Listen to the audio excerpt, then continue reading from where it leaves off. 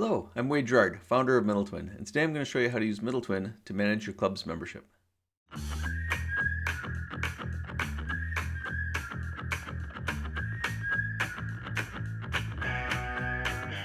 When you log in, you'll be able to go into the members area, which is right here, and you'll be presented with these three options that you can go to. One is members, which is a list of all the members.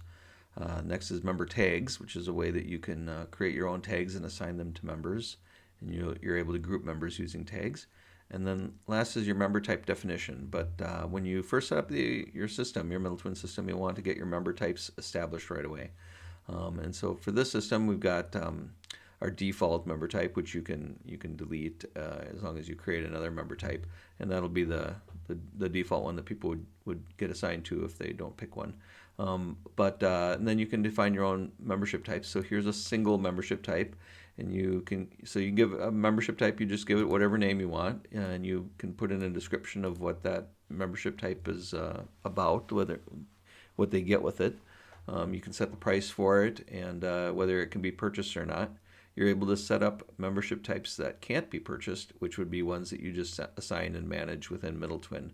That would be for like board members or things like that. And then you can also set up how the membership renews.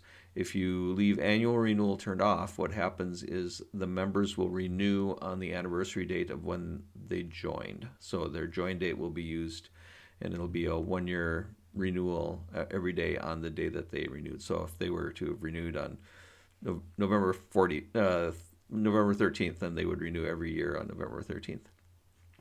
And then there's some other rules here, which I'll show you set up that you can set up based on the membership type. And then we also have the ability for you to enable members can add other members onto a membership type.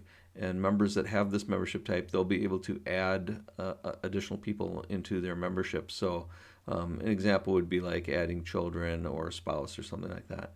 And they can do that, and there wouldn't be an extra membership fee for that additional person. And then for the anniversary type, if you enable that, you would specify a month and a day that all memberships renew on. So this particular one says that all members must renew on April 1st. And then you can also set up new membership rules if you want. And so you'd basically set up rules for every month of the year. And what you can do, the way that you can use this is if, say, it gets towards the end of the year and you've got everyone renewing on April 1st, but someone joins the club in February, you could set up a rule that says that if someone joins on February, let's say February 1st, their price will be the same price, $20, but you're going to add an additional 12 months onto their membership so that their membership will come due April 1st of the following year. This gives them an additional year onto their membership without, just because they joined so close to the annual renewal date. So all this can be configured and set up in the system, and the system will use that. Next, when you come back into members, you'll have the actual members. So this is where you would have your member list. And when you're starting off, you can import this member list from a CSV file. It's pretty easy. You just drag and drop a file into here and select your columns and import the data. Once the data has been imported, you'll have access to all of it in here. And so I can see my list of members.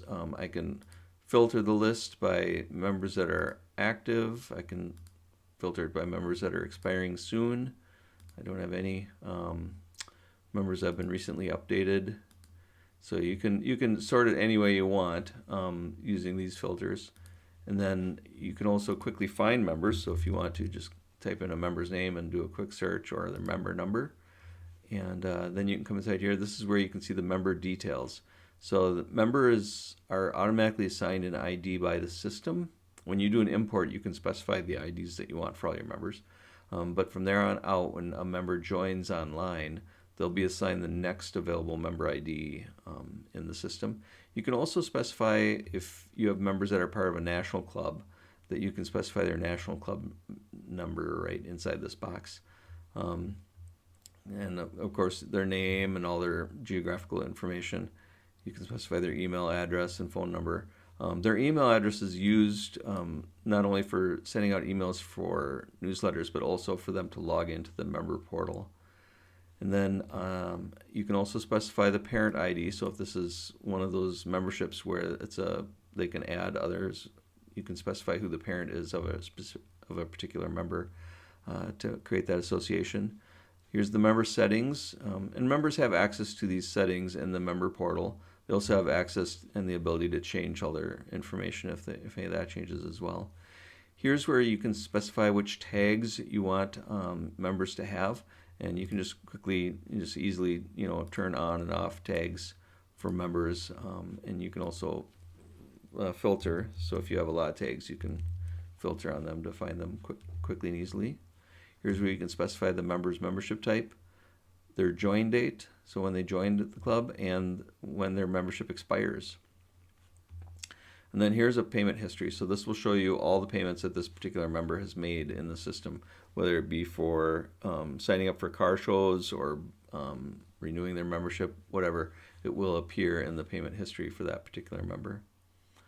And then we also have the ability when you start sending out emails, it's possible that some members' email addresses might get unsubscribed. And so we give you the option, if somebody says they're not getting their email, you can come in, you can check their suppression list.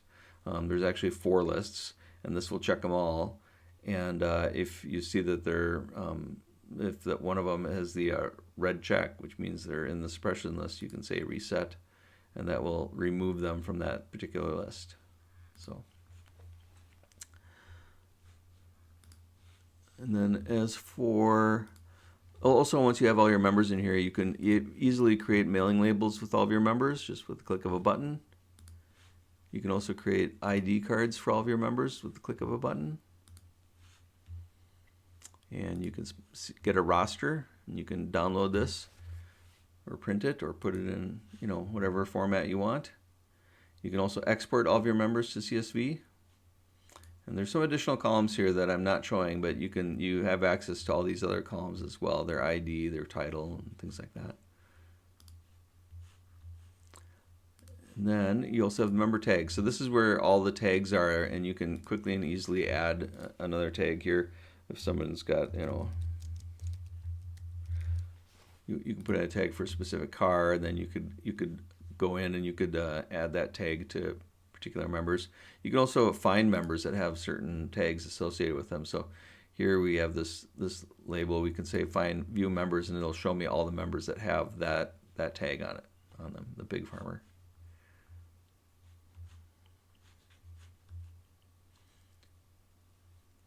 So next, over here in the member portal, members will be able to have access to the member portal. They'll be able to come inside here. They can renew their membership from here. So you can come inside here. You can see all the memberships that are available. This is where somebody could join, but current members can also come in here and just renew. And so they would click renew. They would put in their email address,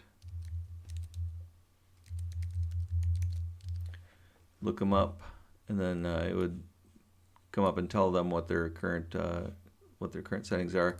And they can click next. They can add multiple years, and you can define how many years they can add to their membership at one time.